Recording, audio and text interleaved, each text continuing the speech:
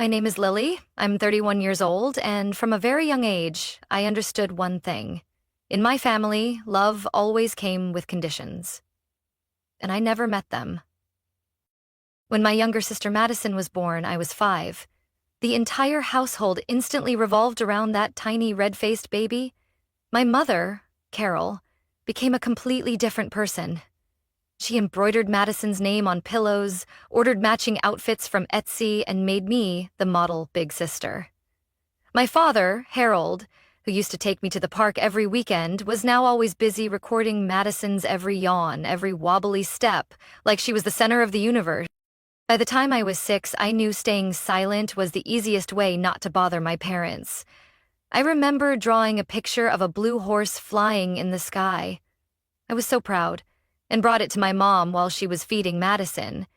She glanced at it, pursed her lips, and said, "A blue horse? Why not draw something that makes sense, like Madison, she draws sunflowers beautifully." I said nothing, folded the drawing, and shoved it under my bed, and it was never put on the wall, unlike Madison's scribbles, which covered the fridge. Madison had a bright, tinkling laugh and dimples. Every time she laughed, the whole house lit up. I was nearsighted by 2nd grade, with slightly hunched shoulders from always reading. My mom joked with friends, "Lily's smart, sure, but she's a bit rigid, not as adorable as Madison." They laughed. I laughed too. But inside, it wasn't funny at all. When I was 10, I won first prize in a statewide short story contest. I only wished my parents were in the auditorium. They didn't come. They were busy taking Madison to her first ballet class. When I brought the certificate home, my mom said, "Good, but don't let studying make you more uptight." "My dad?" he asked. "Was there a cash prize?" By contrast, when Madison was cast as the snow angel in the school Christmas play, my mom had a white dress custom-made from France and even hired a photographer. I stood backstage helping Madison button up, fixing every clasp while they took hundreds of pictures. I wasn't in a single one. I used to think that if I studied harder, tried harder, maybe my parents would finally look at me with pride. So I threw myself into school. Every time I aced a test, I secretly taped the report card behind my bedroom door. No one asked, no one cared. But when Madison got a B+ in English, there was cake at dinner. I chewed on leftover rice while they played music and raved about Madison's brilliant future, the kind of excitement I never inspired. I wasn't jealous. I was hurt. There were nights I lay in the dark hugging my old teddy bear, wondering, if I disappeared, would they even notice? By my teen years, I was basically an unpaid housekeeper. After homework, I did the dishes, hung laundry, cleaned the living room, while Madison was excused from everything to focus on her singing exam. Anytime I complained, my mom was ready with, "You're the older sister, you should sacrifice." But how much sacrifice is enough? I can't remember the last time my parents hugged me, but I clearly remember one night falling asleep at my desk from hunger. The next morning, my mom shook me awake and said, dryly, "Stop being dramatic. There's still a ton of chores left." After that, I stopped expecting anything. No praise, no attention. I wanted one thing only, to leave this place as soon as I could. I left on my 18th birthday, carrying an old suitcase, a full scholarship from the University of Michigan, and a heart that no longer hoped for hugs. No farewell party, no good luck wishes. Madison was live streaming her newly decorated bedroom. My mom texted one line, "Good riddance. Don't bring shame to the family." I didn't look back. In Ann Arbor, I saw snow covering the porch roof for the first time and felt warmth not from the family kitchen but from the dorm heater.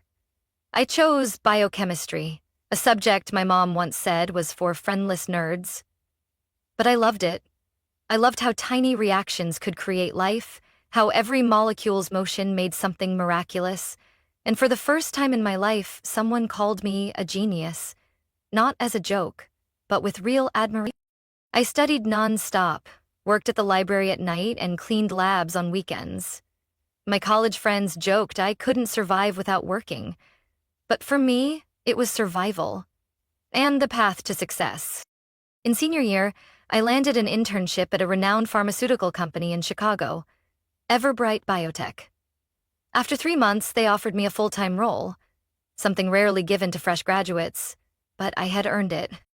The starting salary wasn't a dream figure, about $72,000 a year, but I knew what mattered more. I got to be myself. No longer Madison's sister or Carol's cold daughter. I was Lily Carter, molecular development associate, managing my own project budget, and most importantly, no one asked me to clean the living room after work. I lived frugally.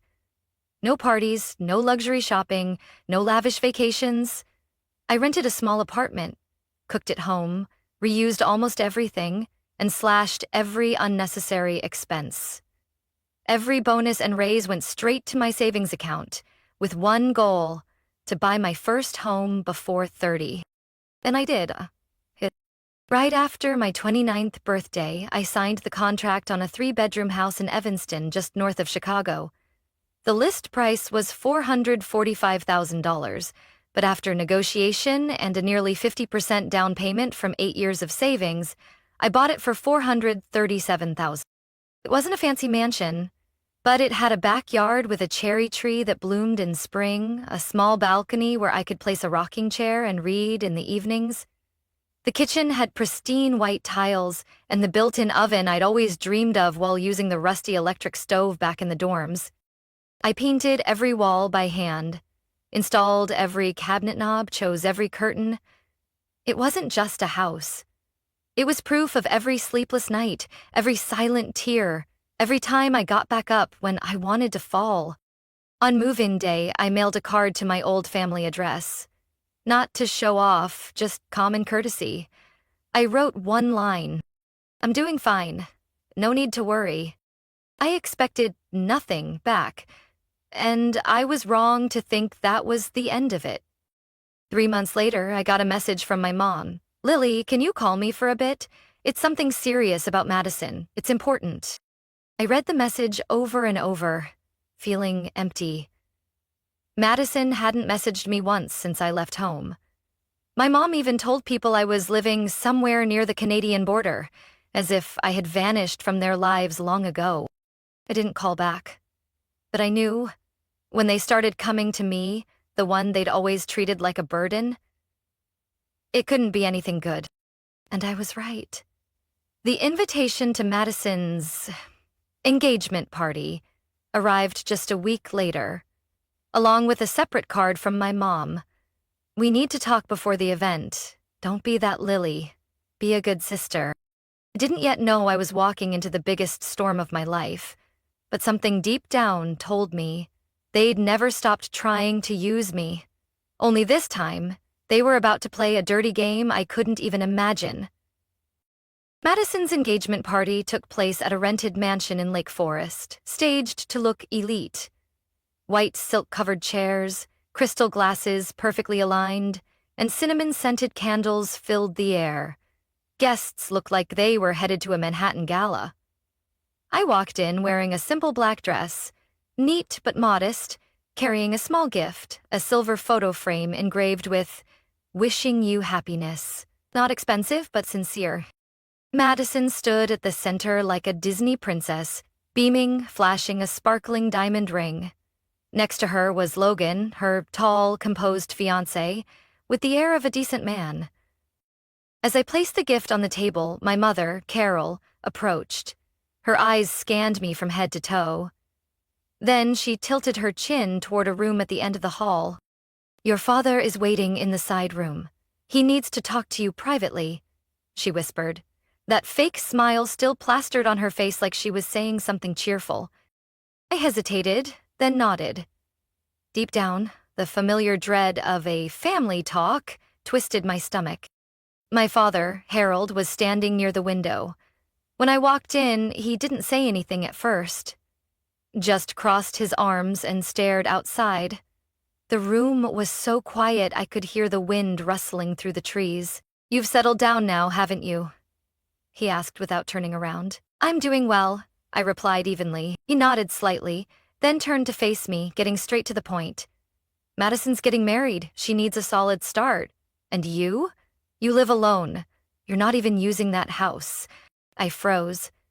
My mind started racing to the worst possible conclusions. What do you mean?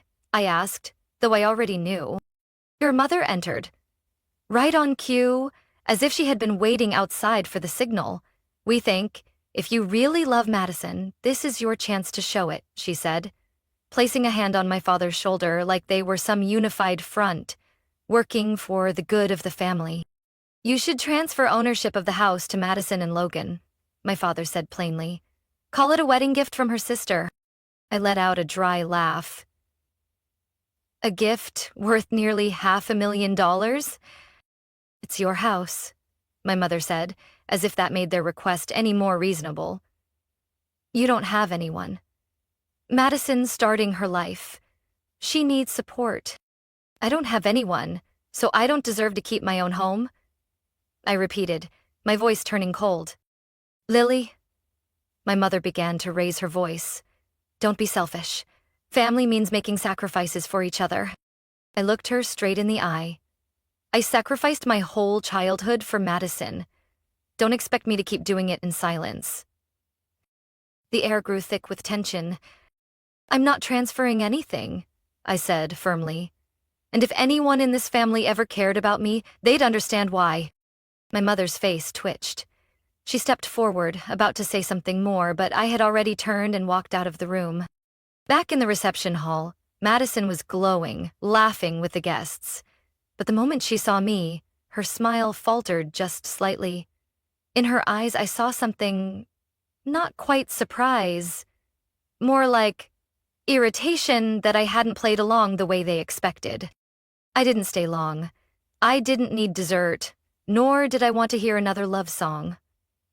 As I walked out to my car, my phone buzzed. A text from Madison. Are you seriously going to ruin my special day? You should know better. I didn't respond.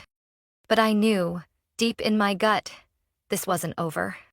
The wedding was set 1 month after the engagement party. I had planned not to go, but in the end I showed up. Partly out of politeness, partly because I didn't want to give them an excuse to call me the awful sister who skipped the wedding. The ceremony was held in a luxurious glass conservatory in the suburbs of Highland Park.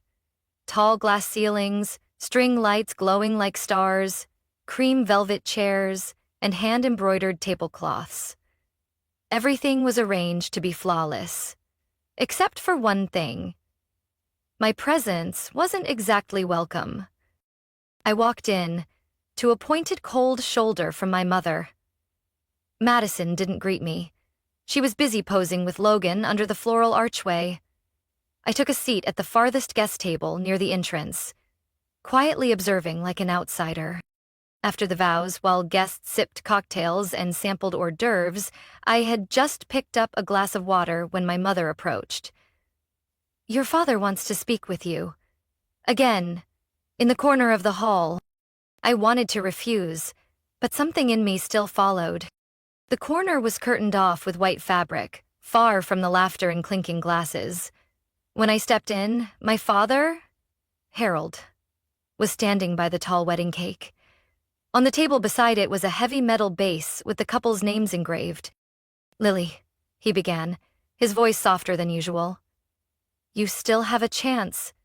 Don't make today ugly. I stood straight.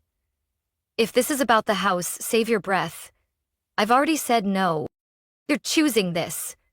My mother snapped from behind, voice sharp. We asked for something simple, and you act like we're robbing you.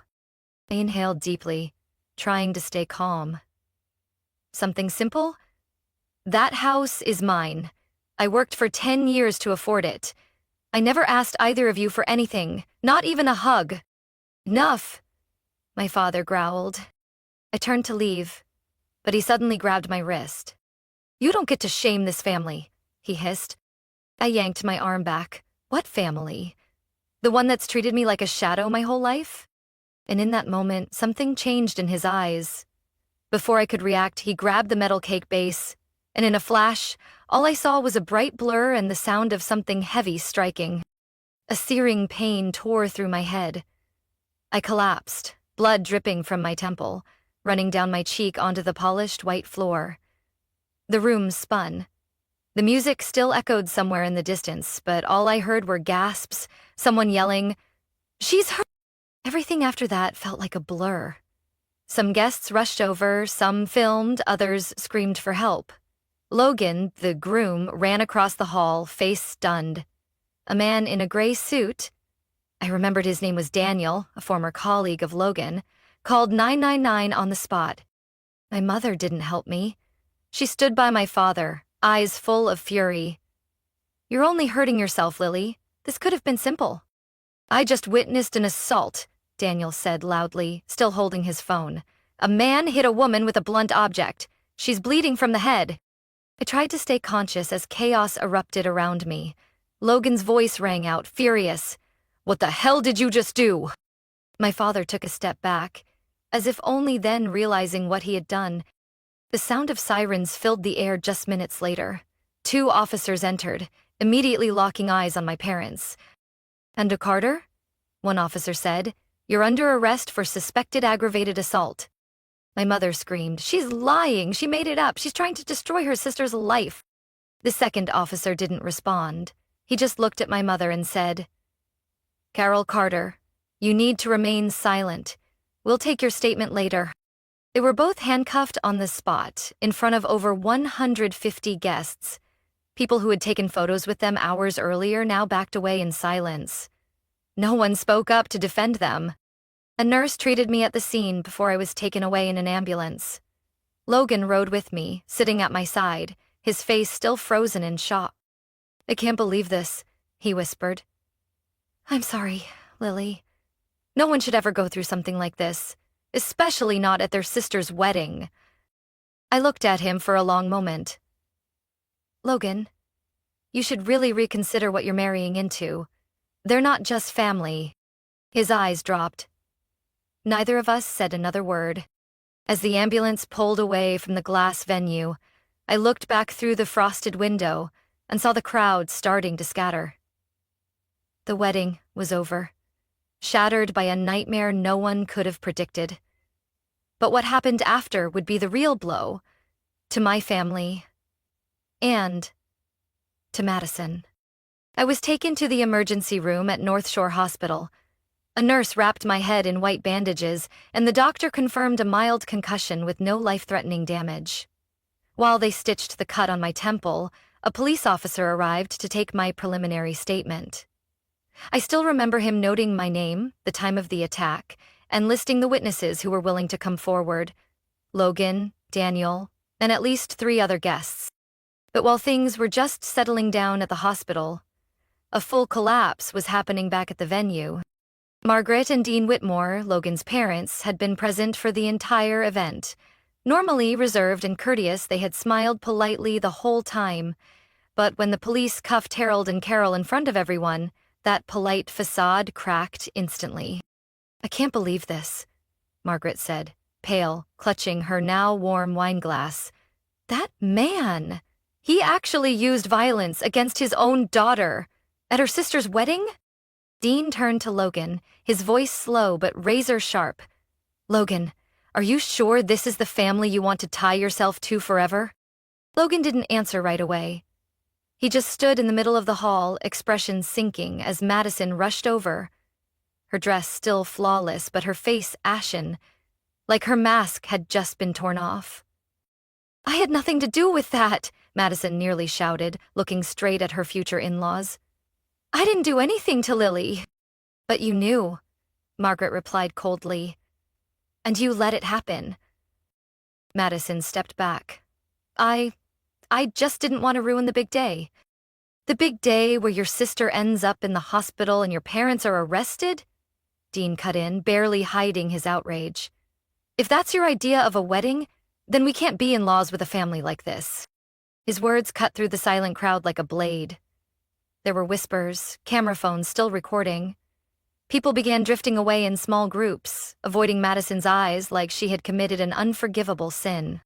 "No, please, don't do this," Madison begged, tears spilling down her cheeks. I love Logan. Please don't call off the wedding." But Logan turned away. He walked straight to his parents and said in a low, firm voice, "Let's go."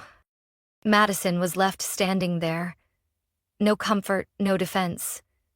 Even her best friend Becca quietly gathered her purse and slipped out without saying a word. The dazzling wedding gown that had made her stand out earlier now looked like a heavy curtain of shame. She collapsed onto a chair, eyes locked on the door that had just shut behind Logan. Around her, whispers stabbed through what was left of her pride. Her sister was bleeding on the floor. No one stopped it. What kind of family is that? And just like that, the wedding that had been planned for an entire year officially ended, with a brief announcement from the event staff. Today's celebration will end early due to an emergency. No music, no dancing, no wedding cake, no bouquet toss. Only the echo of shock, uncomfortable stares, and a silence heavy with meaning. 3 days later, I was still on bed rest, as prescribed by the doctor. Logan came to visit. In his hands was a bouquet of purple dahlias, my favorite flower. "I'm sorry, Lily," he said, sitting beside my bed. What happened that day wasn't just a moment of losing control. It was the truth finally breaking through. I looked at him without speaking. The wound on my head still throbbed, but the real pain came from somewhere deeper. "My parents have made it clear," he continued. "The wedding is off. And I can't move forward with Madison. I can't bind myself to a family where cruelty is normal." I looked into Logan's eyes and saw sincerity. But I also knew one thing. Madison and my mother had never known how to give up. 3 days after the incident, I was discharged from the hospital. The CT scan showed a mild brain concussion and a scalp laceration requiring 8 stitches. The pain lingered each time the bandages were changed, but what hurt more was the truth. My parents felt no remorse. During the entire hospital stay, there was no message, no call, not even from Madison. Only Logan came, every single day, bringing juice, soft meals, and gentle stories so I wouldn't feel alone. On the 4th morning, I woke to sunlight streaming through the hospital curtains. Logan sat nearby, holding a dark blue folder. When he saw me open my eyes, he immediately closed it and sat up straight. "Lily," he said slowly. "I reached out to a friend who's a lawyer. His name is Marcus Whitmore. He specializes in family lawsuits and has handled many similar cases." I stayed quiet. Logan didn't push. He gave me space. After a few seconds, I exhaled, eyes fixed on the ceiling. "They're my parents, Welkin. I know." He hesitated. "But they're also the ones who put you in the hospital, humiliated you in front of hundreds of people, and tried to steal the home you spent nearly 10 years working for." I turned to face him. "If I sue them, there's no going back. Some roads aren't meant to be revisited, Lily." Logan held my hand, eyes steady. "They're not family. They're the ones who caused you harm." Marcus met with me that same afternoon at the hospital. He was in his early 40s, sharp, concise, and straight to the point.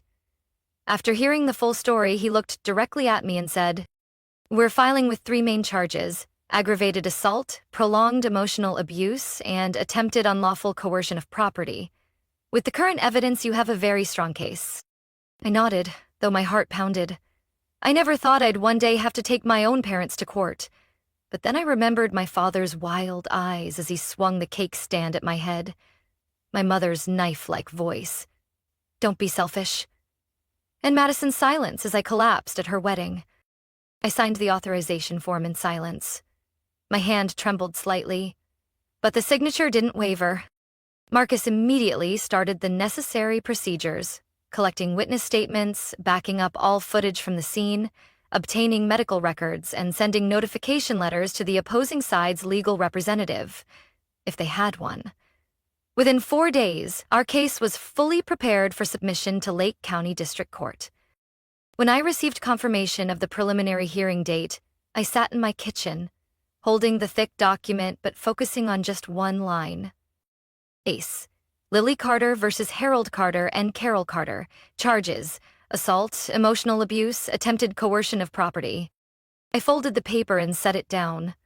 Logan sat across from me, placing his hand gently on my back. "I'll be sitting in the front row for that hearing," he whispered. I said nothing. I didn't have to. My nod was the beginning of everything. A few days later, Marcus informed me that my parents had officially responded through their attorney. As expected, they denied everything. Their lawyer filed a motion to dismiss, citing lack of direct evidence and personal retaliation motives by the plaintiff. But Marcus just smiled. "Even better. Let me show them what direct really means." We had it all. Video from at least 6 different angles showing Harold hitting me with the metal cake stand. Clear audio. Clear blood. The horrified faces of guests. My mother's voice yelling, "Ungrateful!" And most importantly, we had the truth. No one could deny 8 stitches across the forehead and 3 decades of emotional scars. I knew the trial wouldn't be easy. They'd twist the narrative, appeal to emotion, a daughter suing her own parents. But this time, I wasn't alone. I had the law. I had witnesses. And I had myself. Stronger, sharper, and no longer willing to endure in silence. On the day of the trial, I walked into the courtroom wearing a light gray suit, hair neatly pinned back, and the court summons in my hand. My heart thudded. Not from fear, but because for the first time in my life, I was going to tell the full truth. Publicly, with the law listening, a jury watching, and society as witness. The room was packed. Local media were present, including familiar reporters from the wedding incident. Logan sat beside me, holding my hand like an unwavering anchor. Marcus, dressed in a crisp black suit, had a thick file in front of him. Way across the aisle, my parents, Harold and Carol, sat stiffly, eyes sharp but betraying unease. They were no longer the ones who could control me with a look, a word, or a condescending tone. They were defendants, and now they had to face the consequences. The jury of 9, mostly middle-aged, showed no confusion as they watched the wedding videos. My father's hand gripping the metal stand, the sickening thud. My mother screaming. It was all there. Undeniable. Marcus took the floor, voice calm and razor-precise. "Your Honor, this was not a spontaneous act. It was the culmination of years of emotional abuse, within a family structure where one child was treated as a tool, and silence was demanded as a virtue." He presented the evidence. Of hospital records showing 8 stitches and a concussion diagnosis. Video from 6 different angles, recorded by guests. Testimonies from 7 witnesses, including Logan, Daniel, and an elderly couple who had known my family for years. When I took the stand, I took a deep breath and began. I spoke of a childhood filled with neglect, of silent late-night studying, of being scolded for not giving Madison the better share of dinner, and finally, of that moment at the wedding, the metal bass crashing into my head like the final chapter of 30 years of mistreatment. I didn't cry, not because I was stronger now, but because I had already run out of tears. Their lawyer tried to argue my father lost control due to emotion, but the footage didn't lie. His rage wasn't emotion, it was habit. Habit of dominance, of silencing resistance. After 3 days of proceedings, the jury was sent to deliberate. Less than 2 hours later, they returned. All stood, faces calm, eyes firm. The judge asked, "Have you reached a verdict?" A silver-made man stood as their foreperson. "We have, Your Honor. Regarding the defendants Harold Carter and Carol Carter, do you find them guilty of aggravated assault, prolonged emotional abuse, and attempted unlawful coercion of property?" "We find them guilty, on all counts." The courtroom fell silent. My chest tightened, then slowly released. Logan squeezed my hand, his eyes wet but smiling. Judge Judith Morrison, a woman in her 60s with silver hair and a voice like a church bell, wasted no time. She declared, "Based on indisputable evidence and the severity of the actions, I sentence Harold Carter and Carol Carter to 8 years of incarceration in the state of Illinois, with no eligibility for parole for the first 6 years." A murmur swept the courtroom. But she wasn't finished. Additionally, the defendants are ordered to cover all medical expenses, legal fees, and emotional damages totaling $320,000 to the plaintiff, Lily Carter. I sat there, silently, watching my parents get handcuffed and led out of the courtroom, faces expressionless. My mother turned back for a moment, her gaze not of regret, but of unrelenting blame. I didn't return it. I had nothing left to prove. Outside, light rain was falling. Logan opened an umbrella, covering us both. As the heavy courtroom door closed behind us, I felt like I had just shut an entire chapter of my life. One I'd never forget, but no longer had to carry. I am no longer the forgotten child in the corner of the room. I am Lily Carter, the woman who stood up for herself and reclaimed justice through truth. And this is only the beginning. That afternoon, as I stepped out of the courthouse with a verdict in hand, the sky over Chicago seemed to glow. The morning rain had cleared, leaving soft rays of sunlight breaking through the clouds, shining onto the stone steps where I paused to exhale after days of tension. Logan stood quietly beside me, still holding my hand as he had throughout the trial. But this time his eyes held something different. Not worry or anger, but steady, unwavering belief. "Lily," he said, his voice softer than ever. "I know this isn't a perfect moment, but life has never been perfect. Only our love is real." I turned to him, heart still pounding with the echo of victory. Then Logan pulled a small velvet box from his jacket pocket. No fanfare, no crowd, no fireworks or applause. Just him, me, and the courthouse steps, where I had finally reclaimed my voice. He knelt down. "Lily Carter," he said with a gentle smile, "will you spend the rest of your life with me? A life without pain, without pretending, just peace and real love." Tears fell before I could say anything. I nodded, crying and laughing all at once, my heart bursting open. "Yes," I whispered. "I will." The silver ring was simple, not blindingly sparkly like the ones Madison used to show off, but elegant and perfect. It fit not only my finger, but every hope I had ever carried.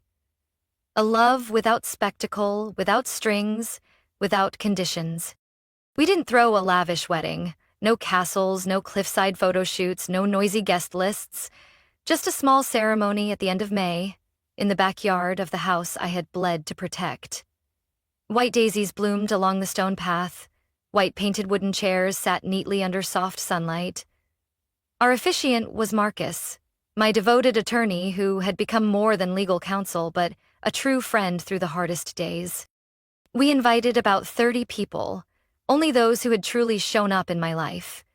Daniel came with his wife, Logan brought his parents, and a few of my close colleagues from Everbright Biotech were there. Everyone fell silent as Logan and I read our vows, words we wrote ourselves, not copied from any wedding script. "I won't promise to make you laugh every day," Logan said, his voice low and trembling. "But I promise you'll never cry alone." I couldn't respond in words, so I placed my hand over his heart, an answer without a sound. But he understood. After the ceremony, we sat under string lights hung across the yard, ate homemade wedding cake, and listened to acoustic music from my old Bluetooth speaker.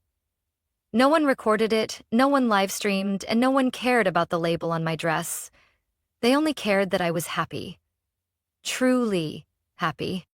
That night, Logan carried me across the threshold of our home, a small ritual, even as I laughed and told him my back didn't need lifting.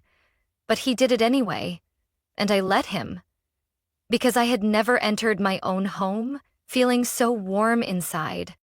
A few months later, we painted our bedroom a soft beige, planted lavender in the backyard, and built a large bookshelf against the living room wall, where I placed every book that had been with me since college. Logan called it the memory wall. I called it the evidence that someone survived being forgotten. Sometimes I still dream about the trial, still hear my mother screaming in my head. But each morning I wake up next to Logan, brewing coffee in my own kitchen. I remind myself, I no longer live in their shadow.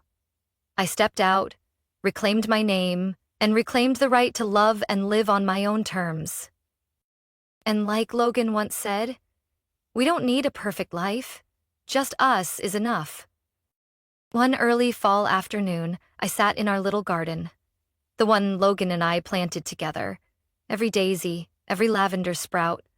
Sunlight filtered through golden maple leaves, soft like time whispering comfort. I opened an old leather notebook. On the first page, written when I was 16, were the words, "One day I will get out of all this. Today, I don't have to dream it anymore. 'Cause I did it." Phineas, I used to be the girl standing behind the living room door, trying to hear my parents praise Madison while holding an A+ test no one looked at.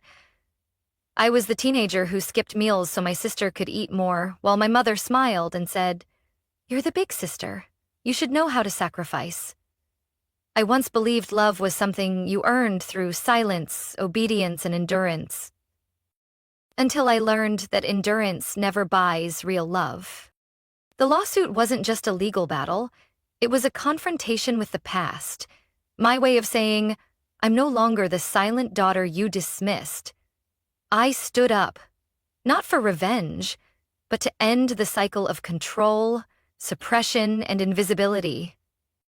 I won't deny that deep down, I once craved their approval, but now, I don't need it. I have Logan, who loves me not for what I sacrifice, but for who I am. I have friends and colleagues who value me without needing to label me Madison's sister or Carol's daughter. And most importantly, I have myself, whole, complete, no longer defined by anyone else.